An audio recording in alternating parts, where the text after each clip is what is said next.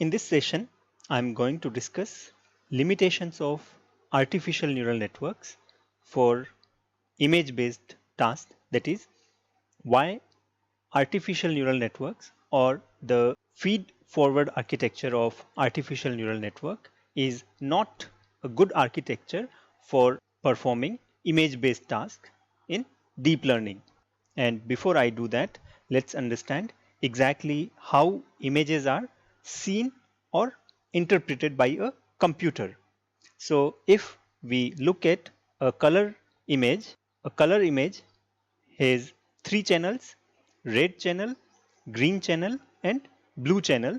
And these channels are normally called RGB channels in short. And if we look at each of these channels, then each channel is basically a two-dimensional array of numbers, and these numbers are pixel values corresponding to each of the channel. So there are pixel values for red channel, there are pixel values for green channel, and there are pixel values for blue channel. And these values vary from 0 to 255. So when we feed an image to a computer or our neural network, it sees a three-dimensional array of numbers which are pixel values, and such high dimensional arrays are also called tensors. So when the dimension of array is 3, the order of tensor is 3. And if we have a grayscale image, then we only need a two-dimensional array or a matrix to feed that image to our computer. And the matrix is also called a tensor of order 2. So the first limitation of the feed-forward artificial neural network comes from its architecture. In ANNs, all the nodes are arranged in layers, and within a layer, the nodes are stacked in a column. So in a particular layer, the nodes are arranged like this. So to feed our color image to the ANN, which is nothing but a three-dimensional array or a tensor, we need to convert this three-dimensional array into a one-dimensional array, and that is normally done by stacking the columns in each of the channel on top of each other, and then stacking the final one-dimensional array corresponding to each of the channel on top of each other. Or alternatively, we can stack the transposed rows of each of the channel on top of each other and get this one-dimensional array corresponding to our color image. So if we look from the point of view of a particular image, what we are doing is we are cutting the slices of that image, and we are stacking the slices of that image on top of each other. So we can cut vertical slices, or we can also cut horizontal slices and rotate them and stack them on top of each other. Now when we do this slicing and stacking on top of each other, the problem with that is that we lose what we call spatial information stored in an image. Now what do I mean by spatial information? The information that pixels have because of the way they are arranged in an image. So here, if I look at this area and if I move few pixels here and there, then the image is totally distorted in that area. So I lose a lot of spatial information when I move just few pixels here and there, and when I'm slicing each column or each row of pixel and staking them, then I lose a lot of spatial information. And the second problem with ANN architecture is that it does not scale well with the size of input, and that is because the layers in ANN are fully connected.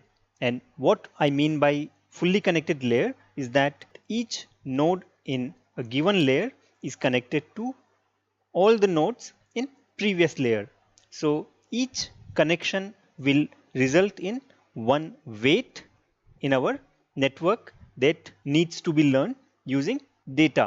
So more number of nodes in our network will mean higher number of weights or parameters in our network, and that will require proportionately higher amount of data to learn those parameters, and the computational requirement for that will be disproportionately larger. So to understand exactly what this problem of not scaling well with the size of input, let's consider an example of an image which is 8 pixel by 8 pixel.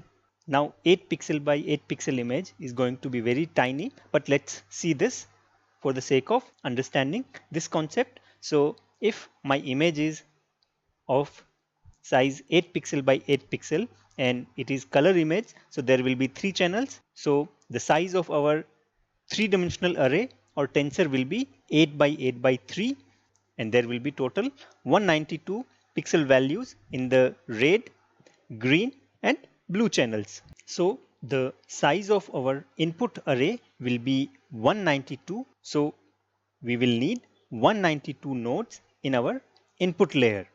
So for this network, each of the node in first hidden layer will have total 192 links. So for each node, there will be 192 weights and one bias.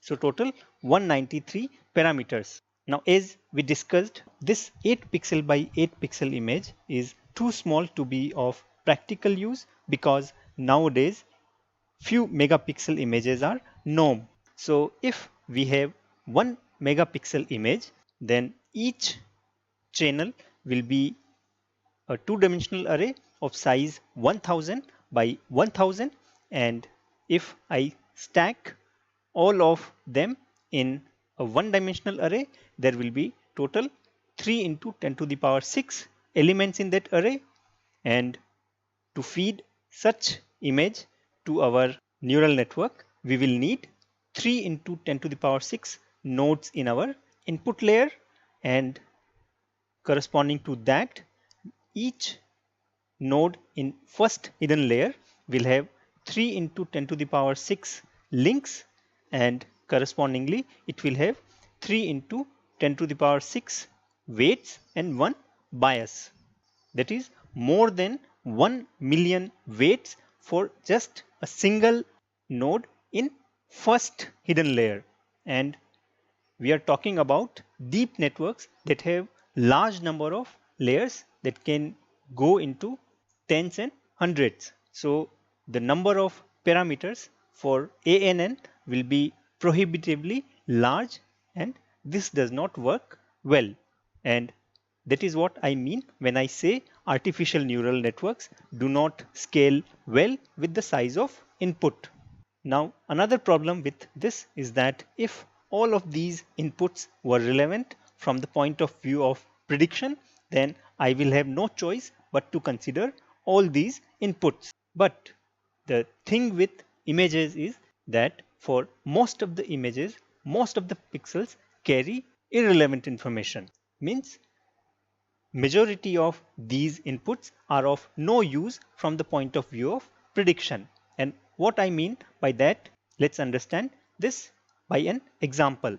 So if we consider face detection task in images, this is what you see on Facebook images, where bounding boxes are drawn around faces of people and you can tag them.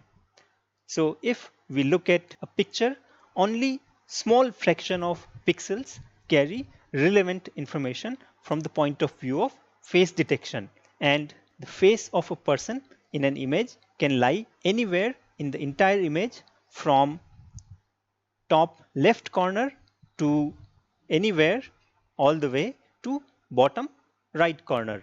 So in face detection task, only the pixels corresponding to face are relevant in our input, and for a given image, we are never sure exactly where those pixels are going to lie in our image. So in a way, we can say that the nodes in our input have split personality, means for some of the inputs they carry very relevant information, but for majority of inputs they carry irrelevant information. And there is no way to know beforehand which of these millions of input for an image are going to be relevant from the point of view of prediction. So to summarize the limitations of artificial neural networks for image based tasks, first is that we lose spatial information because of the architecture of neural network. Second is the artificial neural networks do not scale well with input size. And the third is that all of the large number of inputs are not relevant for all the inputs from the point of view of prediction. And in the next video, we will see exactly how convolutional neural networks or ConvNets or CNNs overcome these limitations effectively for image based tasks.